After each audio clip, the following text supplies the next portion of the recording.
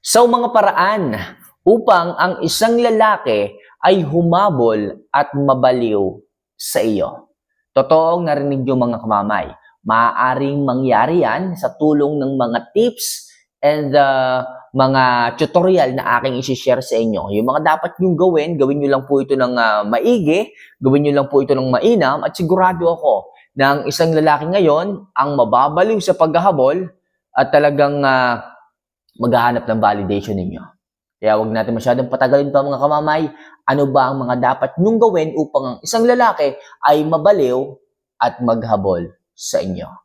So number 1, dapat paminsan-minsan nagagawa mong mawala sa kanya. Yes mga kamamay, paminsan-minsan lang po ito. Paminsan-minsan, huwag ka lang magparamdam. Paminsan-minsan, huwag ka lang maging available. Yung tipong hindi sa lahat ng pagkakataon nandiyan ka para sa kanya. Yung tipong kapag kakailangan ka niya, huwag ka munang lumabas o huwag ka munang sumipot. Hayaan mo siyang hanapin ka ng hanapin. Sa paraang yun mga kamamay, tataas ang curiosity sa iyo ng isang lalaki. Yung tipong kapag kailangan ka niya, gagawin niya ang lahat para lamang makasama ka, makausap ka, pero hindi ka nga magpapakita sa kanya. At anong magiging impact nito sa kanya? Diyan mas tataas ang halaga mo. At diyan mas tataas yung kagustuhan niya na palagi kang makita. Kung ano yung halaga mo para sa kanya, diyan niya mararamdaman at makikita. Di ba?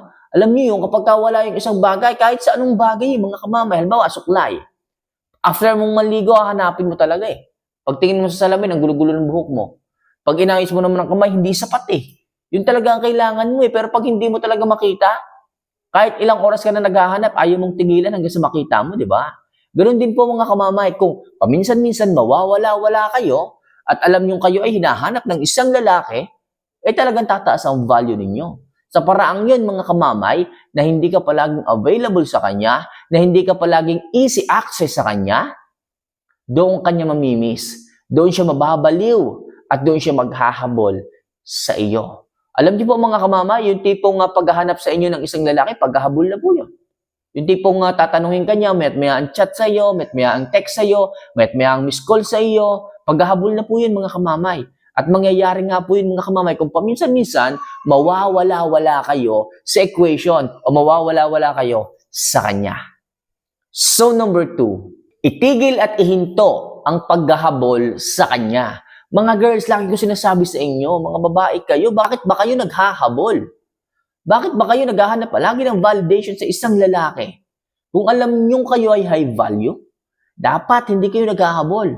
Kung alam niyo na maayos kayo, dapat hindi kayo naghahabol. Kahit ano pang mangyari sa inyong relasyon, kung alam niyo nasa linya kayo, maayos kayo, wala kayong ginagawang pagkakamali, walang dahilan para maghabol sa isang lalaki. Okay? Ipakita niyo na tama kayo. Ipakita ninyo na dapat siya yung sumunod sa inyo at hindi kayong sumusunod sa kanila. Dahil sa pag-ibig na yan. Dahil nahulog na kayo ng hulog na hulog kahit mali yung isang lalaki, hinahabol ninyo. Huwag naman ganun mga kamamay, kaya ang isang lalaki namimihasa Kahit alam nilang sila ay mali, tinutuloy pa rin nila. Kahit alam nilang sila yung may pagkakamali, tinataasan nila yung pride nila sapagkat hindi mo kaya yun Sapagkat lumalambot ka. Sapagkat kalaunan, ikaw yung tumitiklop. Pero kung ikaw yung babae na hindi ka naghahabol, hindi mo kinukonsinti ang isang lalaki, kung mali siya, bahala ka. Kung mali siya, hayaan mo. Kapag ganun ka mga kamamay, makikita ng isang lalaki, ang isang ikaw, yung halaga mo, yung value mo. At doon siya mababaliw, doon siya maghahabol. Kapag gumawa siya ng pagkakamali, willing kang lumayo. Willing kang magpahinga, willing kang maglaylo, doon manghihina ang isang lalaki para habulin ka palagi, para mabaliw palagi sa inyo. Pero kung ikaw yung babae na, ikaw pa yung naghahabol ka at siya yung mali, hindi ka bibigyan ng isang lalaki ng respeto. Hindi ka bibigyan ng isang lalaki ng tunay na pagmamahal. At lalong-lalo nang hindi maghahabol sa iyong isang lalaki. Di ba? So bumababa ang value po ng isang babae na kagaya mo kung palagi kang humahabol sa kanya. Wala rin namang mangyayari kung maghahabol ka sa kanya. Bababa lang ang value mo. Bababa lang ang pagtingin sa iyo ng isang lalaki kapag kaganon. Kaya kung ako sa inyo, Kung sa bawat away ninyo, ikaw palagi yung tumitiklop kahit alam mo namang tama ka, tigilan mo na yan. Hayaan mo. Kahit masira ang relasyon ninyo, basta nasa tama ka, panindigan mo. So next, kapag palaging sumusobra na siya, dapat willing kang lumayo at bumitaw sa kanya. Oo mga kamamay, kung dumadalas ang away, kung dumadalas ang tampuhan, at palaging siya nagsisimula ng lahat ng iyan, baka siya yung toxic, baka siya yung problema. Kapag ka ganun mga kamamay, matuto kayong lumayo. Matuto kayong bumitaw. Okay? Huwag kayong masyadong sumusunod sa mga kalalakihan kahit na alam nyong mali. Kayo pa yung humahabol. Kayo pa yung humihingi ng sorry. Kayo pa yung lumuluhod. Kayo pa yung umiiyak sa kanya. Ganyan kayo mga girls. Naturingan kayong high value. Naturingan kayong edukado, pero bakit ang hihina ng ulo ninyo pagdating sa pag-ibig? Mga kamamay, hindi tama yun. Kung alam nyong mali sila, huwag nyong hayaan. Kung alam nyong hindi tama ang ginagawa, inaabuso na kayo, bakit hindi kayo bumitaw? Bakit hindi kayo lumayo? Bakit hindi kayo maglaylo muna sa inyong relasyon? Kung talagang mahal kayo ng isang lalaki mga kamamay, magsisisi yan. Maiisip niya ang pagkakamali niya sa mga ginawa niya sa inyo. Ang totoong pagmamahal mga kamamay, hindi yan nakakatiis. Kung alam niyang mali ang kanyang ginawa, babalik at babalik yan sa inyo para humingi ng sorry.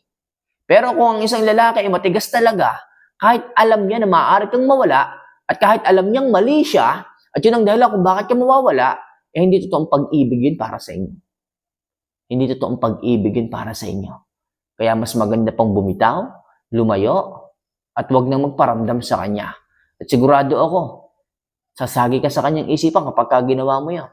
Sigurado yan mga kamamay. So next, subukan mong maging walang pake kung ayaw niyang magbago at mas ipakita mo na mas masaya ka sa buhay mo. Yes mga kamamay, kung ang isang lalaki talaga mga kamamay masyado ng toxic sa inyong relasyon at pinagsabihan mo na siya, kinausap mo na siya, nagkaroon na kayo ng kasunduan, maayos naman, pero hindi niya to sinusunod. Wala siyang balak magbago. Kapag ganyan mga kamamay, huwag niyo nang bigyan ng oras pa. Huwag niyo nang bigyan pa ng second chance. Kayo lang din ang mahihirapan para ayusin yung mga taong ganyan. Okay? Ang isang taong totoong nagmamahal mga kamamay, isang sabi mo lang dyan, willing na siyang magbago. Willing na niyang ayusin ang kanyang sarili sapagkat hindi niya hahayaan na nasasaktan ang damdamin ng kanyang minamahal at ikaw yun. Kaya please mga kamamaya, matuto kayong lumaylo, bumitaw kung alam niyong hindi nagbabago kahit pagsabihan niyo na. At the same time, kung wala talagang pake, maglaylo kayo at mas ipakita po ninyo na mas masaya kayo nang wala siya sa buhay ninyo.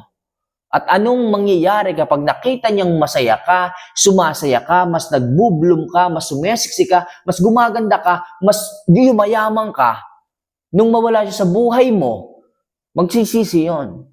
Makikita niya ang halaga mo. Makikita niya at magugulat siya na, teka, bakit ganun? Nung iniwanan ko tong babae na to, lalo siyang nag-improve, lalong gumanda, lalong sumexy, lalong yumaman. Babalikan ko to. Doon pa lang mga kamamay, magsisisi ang isang lalaki na pinakawalan ka niya. Magsisisi ang isang lalaki na hindi kanya binigyan ng pagmamahal ng atensyon. Na after ng lahat ng kanyang ginawa sa iyo, doon ka nag-shine, doon ka nag-bloom. Kaya maraming mga kalalakihan talaga nagsisisi sa bandang huli kapag ginawa mo na ipinakita mong maging masaya ka at hinayaan mo siya sa kabila ng mga problemang kinakaharap ninyo kung ayaw talagang magbago, marami talaga nagsisisi. Marami talaga ang nanghihinayang. Kaya napakaganda nung ganong klaseng strategy mga kamamay, yung tipong kayo magbago, lumayo na po kayo. Sigurado ako maghahabol at mababaliw ang isang lalaki sa inyo sapagkat mas maraming mga kalalakihan ang maghahanap ng atensyon mo, maraming gustong pumasok sa buhay mo, maraming gustong magsumiksik na makilala ka, pero siya sinayang niya lang at doon ka ngayon magkakaroon ng time, mga kamamay, na magdesisyon kung karapat-dapat pa ba siyang papasukin muli o palitan na o pagtandain na kagaya niyan. Kaya kung ako sa inyo mga kamamaya, sundin nyo ng maayos sa mga tips na ibinigay ko ngayon para sa ganun makamit ninyo. Okay, yung mga bagay na dapat kayo naman ang hinahabol at hindi matiis ng isang lalaki. So, yun lang sa ngayon mga kamamay, mga bagay na kailangan yung gawin upang, ayun nga, habulin kayo at hindi kayo matiis ng isang lalaki. So, for more video and love advice sa kagaya nito mga kamamay, don't forget to click the subscribe button at i-like yung video natin. Kung magko-comment ka, mas ma-appreciate kita. So, see you for our next vlog. Paalam.